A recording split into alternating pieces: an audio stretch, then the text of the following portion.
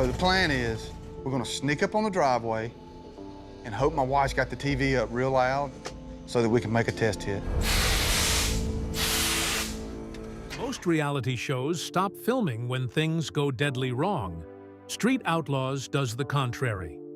No matter how gruesome or tragic it got, the cameras never stopped rolling. Week after week, Discovery Channel followed real people racing at more than 200 miles an hour on public roads. What they captured wasn't just incredible racing, but devastating crashes, heartbreaking tragedies, and moments that changed lives forever.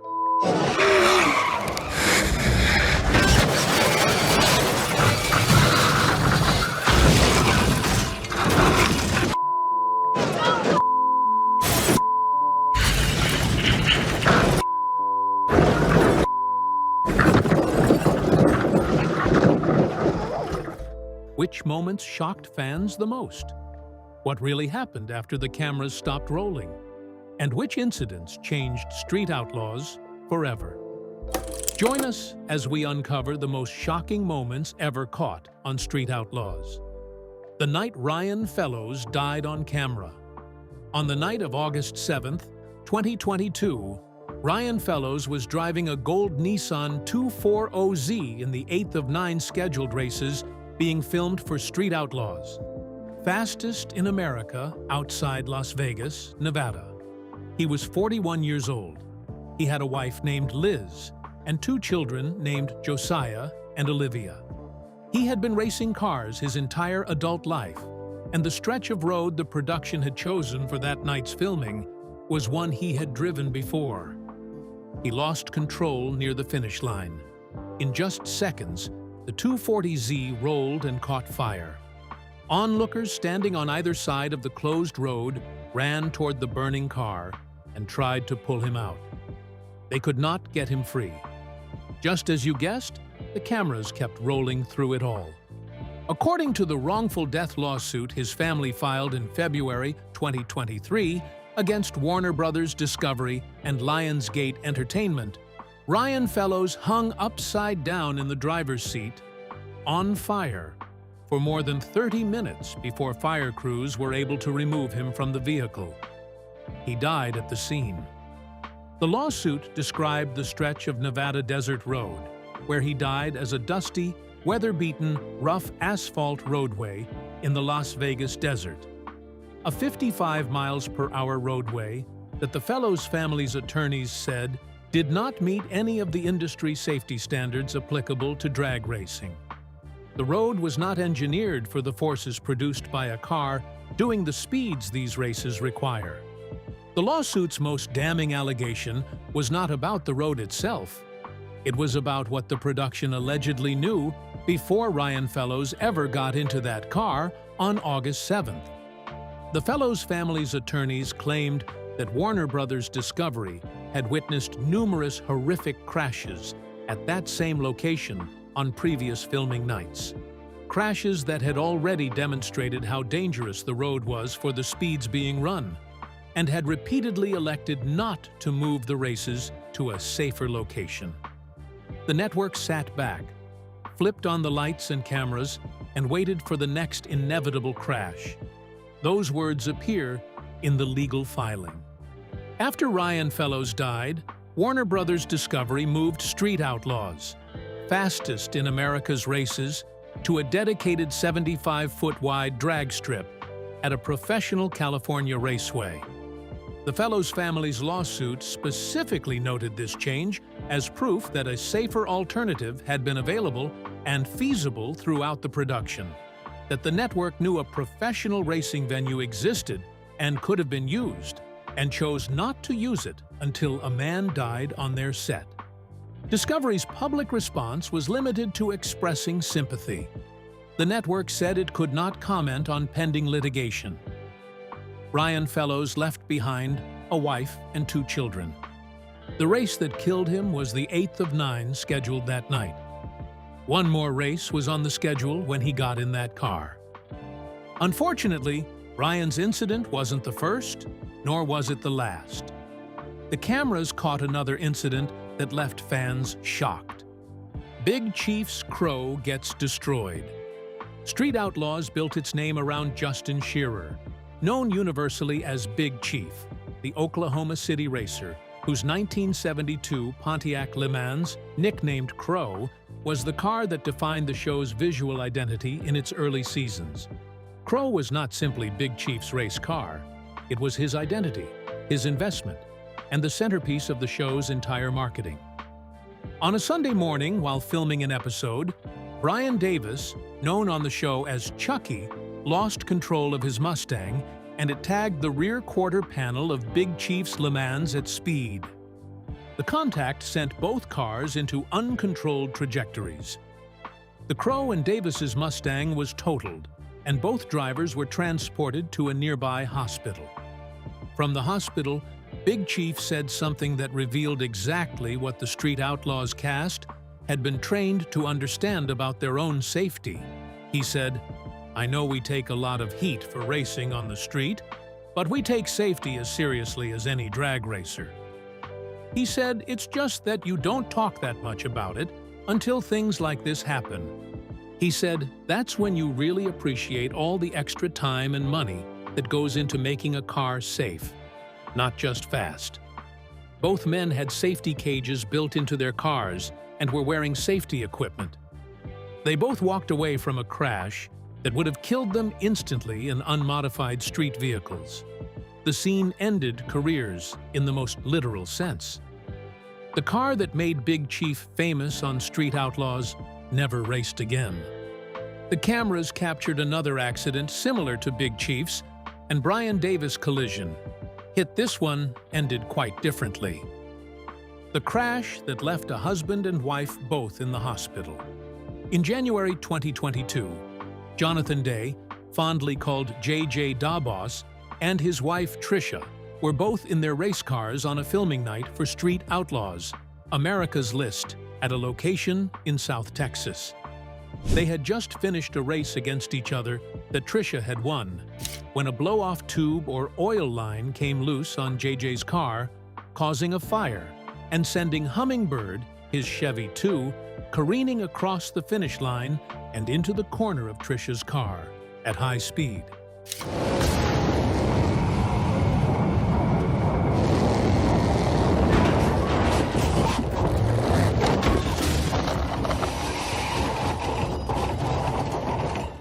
The contact sent JJ's car tumbling into the ditch on one side of the road.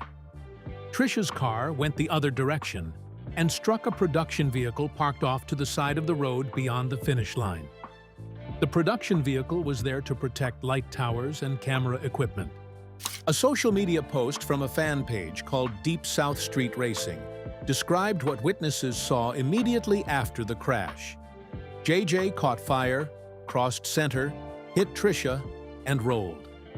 Trisha was sent into 3 minivan rental cars that were protecting light towers and camera equipment.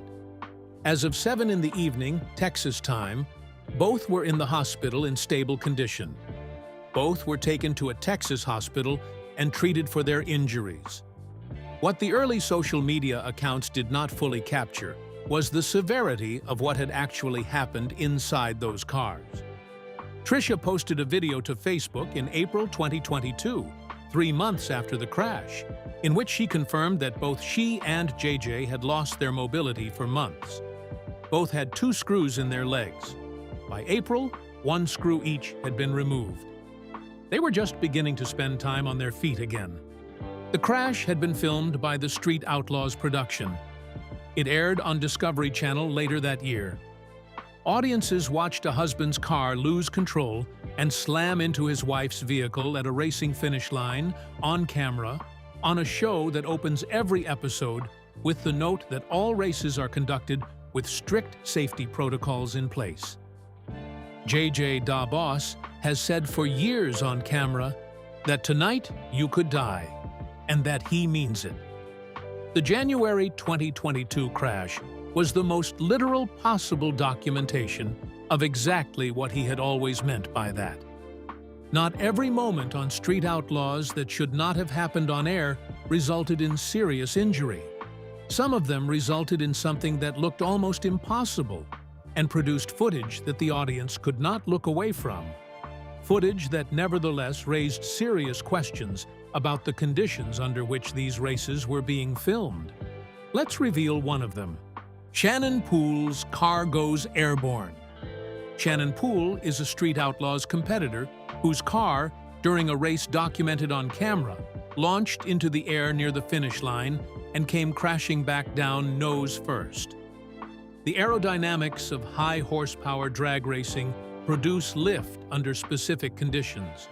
When a car's front end gets light enough at speed that the air moving underneath it becomes more powerful than the weight pressing it down, the vehicle becomes briefly airborne in ways that the driver cannot control and that no amount of driving skill can compensate for.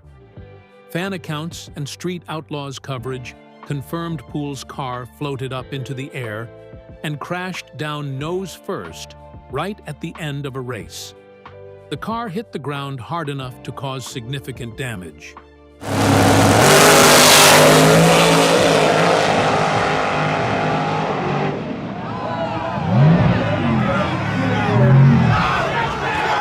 Fortunately, Shannon survived, and the footage aired. What that moment documented, and what it shares with Big Chief's crash, JJ and Trisha's crash, and Ryan Fellows' crash, is the fundamental physics problem at the heart of everything Street Outlaws does. These cars produce extraordinary horsepower. The roads they race on, whether closed-off sections of public highway or dedicated stretches of desert, are not designed to manage the forces those cars generate. The surface preparation, the runoff areas, the barriers, the medical response capabilities. These are the physical infrastructure that sanctioned drag racing venues are required to have, precisely because aerodynamics and mechanical failures at 200 miles per hour do not wait for the cameras to be in position. When Poole's car went airborne and came down nose first in front of production cameras and a crowd of spectators, what viewers saw was a near miss that could have ended the same way Ryan Fellows' race ended. What separated the outcome was physics working slightly differently in that moment. Moving on, not every tragedy was documented on camera. Some happened behind the scenes, but had the same effect on fans. Let's talk about Gypsy Mike. That death nobody was ready for. Gypsy Mike, also known as Mike Mercer, died of a heart attack in December 2020. He was a beloved figure within the Street Outlaws universe, recognizable to fans of the original series as one of the characters who gave the show its specific texture of Oklahoma City car culture authenticity. His death was not caused by a racing accident. It was a heart attack, at home, away from cameras and production schedules and race nights. The Street Outlaws franchise's response to his death, the way the show documented and acknowledged the loss, became itself a kind of content, generating tribute posts and fan responses and coverage that turned a private death into a public event in the way that reality television consistently and somewhat unavoidably does to the people it makes famous. The audience that had watched Gypsy Mike race and argue and celebrate and fail on camera felt, understandably, that his death was something they had a relationship with, because the show had built exactly that relationship between its cast and its viewers across multiple seasons. What nobody on the production side had developed across 15 seasons of Street Outlaws was a coherent framework for what the show owed the people it made famous when those people encountered the ordinary catastrophes of ordinary life. Moving on, while the cameras never failed to capture the wins and the tragedy, there was one crash that almost didn't make it on the show, and we're revealing the reasons why. The crash the show almost missed reporting on. Jeff Lutz, one of the Street Outlaws franchise's most recognizable competitors, was involved in a crash in Post Falls, Idaho, that generated significant fan concern and coverage online. And that raised questions about the gap between what the show documents and what actually happens in the lives of the people it follows when the production schedule is not the context. Lutz sustained injuries in the crash, serious enough to generate widespread social media attention from the Street Outlaws fan community. The details of his recovery became the subject of ongoing coverage across fan forums and racing news outlets as the community tracked his condition in the weeks and months following the incident. What the Lutz crash illustrated is the relationship between a life lived around high-speed vehicles and the mathematics of serious injury that life eventually produces. The Street Outlaws cast members are not simply television personalities who perform danger for cameras. They are working racers whose relationship with vehicles capable of killing them is the actual substance of their lives, not a performance of that substance for an audience. When those crashes happen off camera, the show's obligation to document them is less clear. When they happen on camera, that obligation is resolved by the footage existing. What the franchise has never fully resolved is the question underneath both: what responsibility a network bears for the physical consequences of the activity it profits from broadcasting, regardless of whether cameras were present when those consequences arrived. But what do all the crashes and near-death experiences reveal about the title card? The title card and what it has always been doing. Every episode of Street Outlaws opens the same way. Street racing is extremely dangerous. Do not attempt. All races conducted with strict safety protocols in place.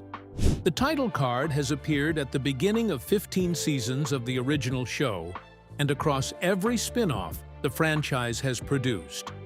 It is the legal and ethical disclaimer that the network places between itself and the activity it is documenting, the official statement that what you are about to watch is dangerous, that you should not try it yourself, and that the production is taking appropriate precautions even so. What the Ryan Fellows wrongful death lawsuit alleged was that the title card's promise, strict safety protocols in place, was not always accurate.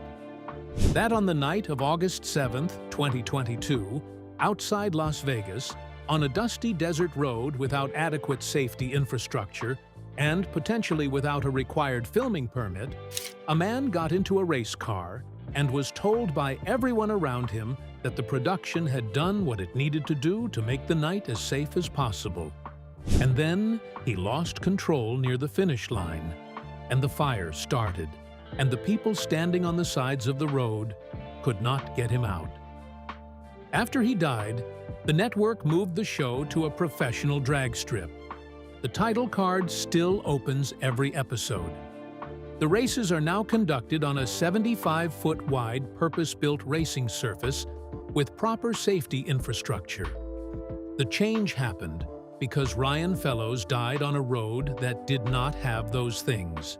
Street Outlaws has now been on television for more than a decade. The crashes are still happening. The races are still being filmed.